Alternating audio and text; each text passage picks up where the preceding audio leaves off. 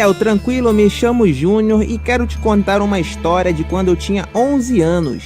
Foi 2 meses depois de me mudar de casa. Eu morava em uma casa de 2 andares, mas meu pai já é um pouco idoso, então era ruim para ele ficar descendo e subindo escada, então decidimos nos mudar. A nova casa era simples, 1 andar, 3 quartos, o banheiro e a cozinha. Mas já havia uma lenda de que aquela casa foi utilizada para rituais religiosos.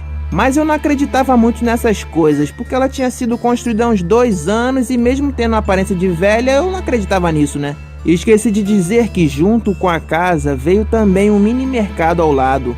Isso vai ser importante para a história. Uma noite eu estava dormindo e estava tendo um sonho estranho. Nesse sonho eu estava em um acampamento e do nada percebia vultos e parecia que estava sendo observado. Sei lá, era uma coisa estranha. Mas como era só sonho, depois eu acordei e fiquei de boa. Na noite seguinte eu estava dormindo de novo e tive o mesmo sonho. Estava com a cabeça virada para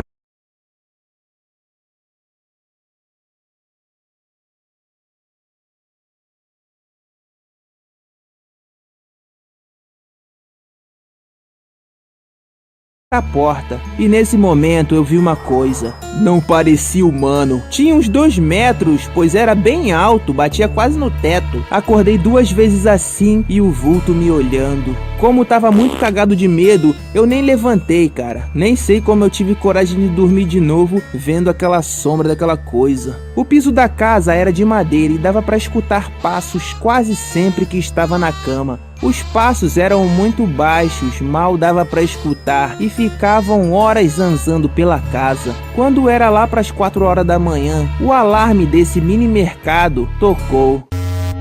Meu pai foi lá dar uma olhada, né, pra ver se não tinha ninguém tentando entrar e depois de ver que estava tudo ok, desligou o alarme. Depois de um tempo, o alarme tocou novamente e nenhum sinal de gente. 1 hora depois, novamente o alarme. Meu pai já ficou meio bolado e pegou uma espingarda. Chegou lá, nada novamente. O que estava acontecendo, cara? Era uma coisa bizarra. O alarme ficava tocando, não tinha ninguém. O que poderia estar acionando aquilo ali? Já com raiva, ele foi e desligou a energia toda da casa. E assim parou de ficar tocando esse alarme. Na noite seguinte, tive um sonho que as paredes do meu quarto estavam me fechando e dizendo: "Você está sendo observado."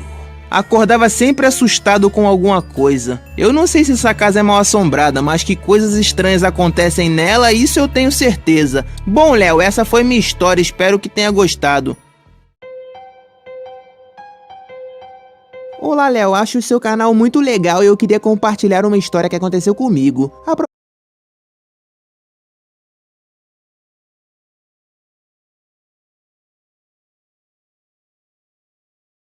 propósito, meu nome é Richard. Sempre no final do ano, eu e minha família viajávamos para uma cidade do interior, onde minha avó mora. Ao lado da casa dela mora minha tia e meus primos, Bianca e Gustavo. Nós nos reuníamos e brincávamos de várias coisas. A favorita da gente era de investigadores paranormais. Em área rural, sempre tem histórias de assombração e criaturas sobrenaturais. Isso inspirou a gente, mas nunca fizemos nada de muito importante. No máximo foi lutar contra uma barata e isso levou horas. 200 metros à frente da casa da minha avó tinha uma casa azul abandonada. Era uma propriedade bem antiga que já estava abandonada há muito tempo. Eu e meus primos tínhamos muito medo dela. Achávamos que era mal assombrada e não chegávamos perto. Até que um dia nosso tio nos acompanhou nessa aventura até lá. A porta da frente estava trancada, então demos a volta para averiguar a parte dos fundos. Chegamos no fundo e vimos que apareceu uma larva na parede da casa. Bianca deu um grito por causa do inseto. Nosso tio foi e deu mó socão na larva, mano, que esmagou ela toda. Ficamos impressionados com a força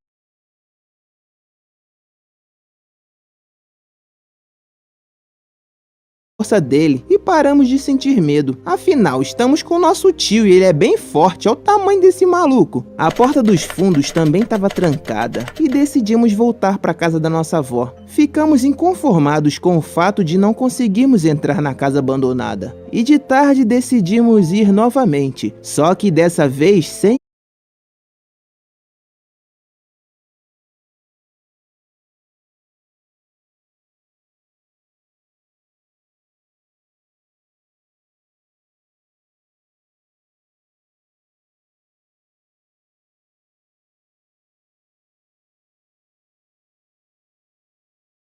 o nosso tio. Chegando lá, vimos que a porta estava destrancada, meio aberta, sabe? Bianca ficou com medo e não quis entrar, pediu pro Gustavo ficar com ela. Eu continuei, pois eu não podia perder a chance de provar que eu era o mais corajoso dos investigadores paranormais. Dentro era uma cozinha. Eu fui entrando e vi uma sacola com vestidos brancos e tinha uma porta entreaberta que dava pra ver o outro cômodo. Era a sala. Tinha muita sujeira no lugar. Dava pra ver um corredor bem escuro. Vi uma pessoa vindo. Eu tava no meio da sala. Se eu ficasse ali, iria ser visto. Então eu fui em direção à outra porta e entrei. Era um banheiro e só tinha uma janelinha que não dava pra pular. Quis provar que era durão, mas eu tava me cagando de medo e pensando numa fuga. Então eu fiquei olhando o cara pela fresta da porta. Era um velho de barba e cabelos longos, roupas rasgadas e segurava uma foice, cara. Oh meu Deus, que eu fui me meter? Fiquei esperando ele sair, mas ele não saía. Não consegui resistir e comecei a chorar baixinho. O que ele poderia fazer com a gente? Ia matar nós ali mesmo, cara, com aquela foice enferrujada, tá louco. Meu primo entrou na cozinha gritando: "Ô Richard, cadê você, cara?" Até que ele percebeu que tinha um homem ali e saiu correndo. O homem foi atrás dele e essa foi a brecha pra escapar. Bianca e Gustavo foram correndo pra casa da minha avó e eu me joguei num arbusto e fiquei escondido observando, né? Não dava pra eu correr junto que ele ia me ver, pô, também. Ia ser mó doideira, ele ia me pegar e já era. O velho chegou a ir até perto da casa, mas acabou voltando por algum motivo. Assim que ele voltou para a casa abandonada, eu pude sair do arbusto e voltei para a casa da minha avó.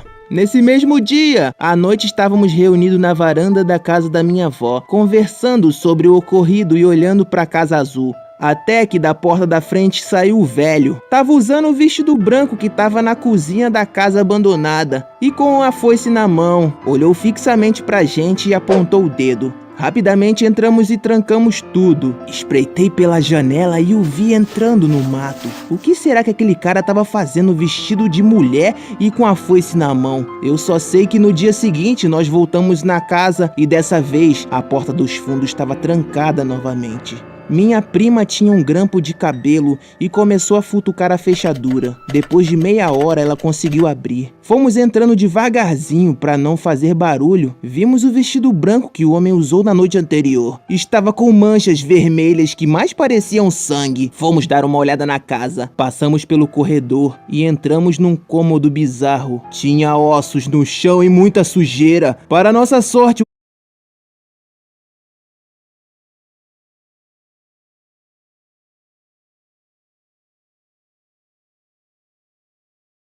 o cara não tava naquela casa. Resolvemos vazar dali. Falamos com o nosso tio que tinha visto dentro da casa bizarra. Ele falou pra nós pararmos de ficar entrando ali e acabou indo ver.